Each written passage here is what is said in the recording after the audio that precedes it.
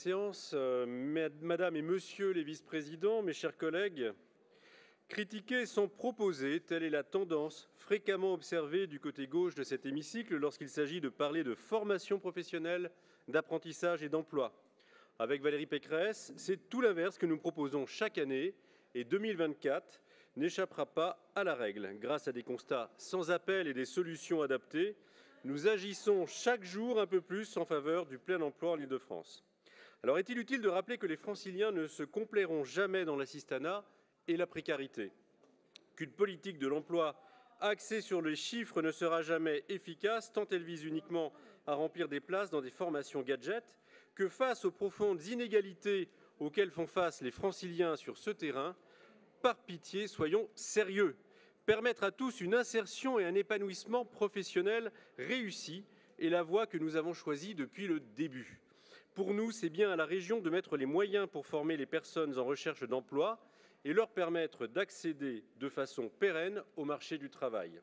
C'est aussi à la région de s'engager activement dans la lutte contre le décrochage social de nos concitoyens et par extension de combattre le chômage.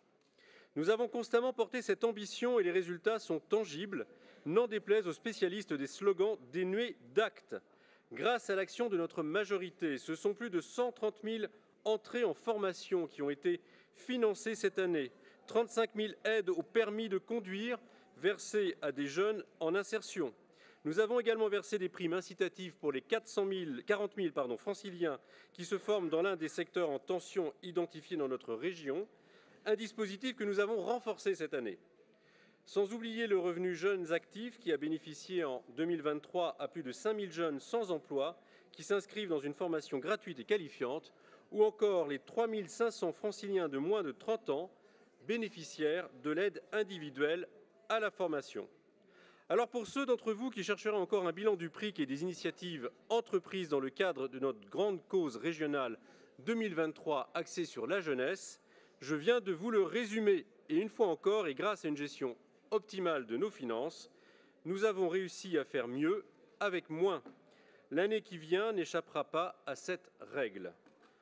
En 2024, nous continuerons de soutenir les CFA avec un budget à la hausse de 2 millions d'euros pour les quelques 90 000 apprentis franciliens qui pourront bénéficier des meilleures conditions de formation possibles. Car oui, contrairement à certains, nous soutenons que l'apprentissage est bien un passeport pour l'emploi. Il mène sur le chemin du succès et offre des perspectives de promotion sociale. Et parce que nous croyons réellement à la réussite de cette démarche, nous maintiendrons également notre appui financier à ceux qui ont opté pour cette voie, et en particulier les jeunes. En 2024, ces mêmes jeunes pourront également compter sur l'Agence régionale de promesses républicaines et de l'orientation, Oriane.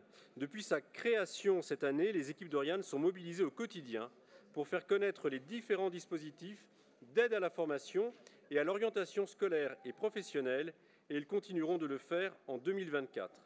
Avec un budget augmenté de 2,5 millions d'euros pour l'année à venir, nous n'hésitons pas à faire monter en puissance cette agence dont le rôle est si crucial pour l'avenir de nos jeunes. Grâce à ce budget augmenté, de nouvelles actions pourront être lancées à l'image des battles de l'orientation et d'Île-de-France Insertion. Ce budget 2024, mes chers collègues, nous permettra également de soutenir la création d'écoles de production encore trop peu développées dans notre région. Là encore, la gauche en fait son pseudo-cheval de bataille, en témoignent les amendements déposés ce soir. Permettez-nous de nous demander pourquoi.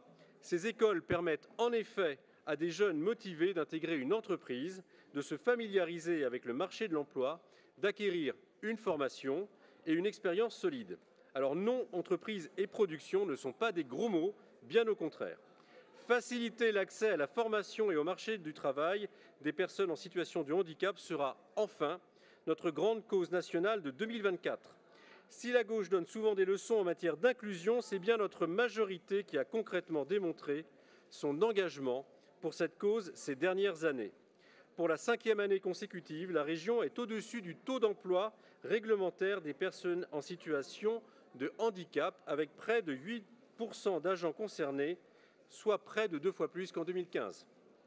Et nous souhaitons poursuivre nos efforts en doublant notamment le nombre de personnes en situation de handicap accueillies dans les dispositifs régionaux pour passer à 10% d'ici 2025. Alors voilà, en quelques exemples, mes chers collègues, la preuve de notre détermination à agir là où vous ne parvenez pas à le faire. Ce budget propose les crédits nécessaires pour tendre vers une région du plein emploi et nous le soutiendrons pleinement. Je vous remercie.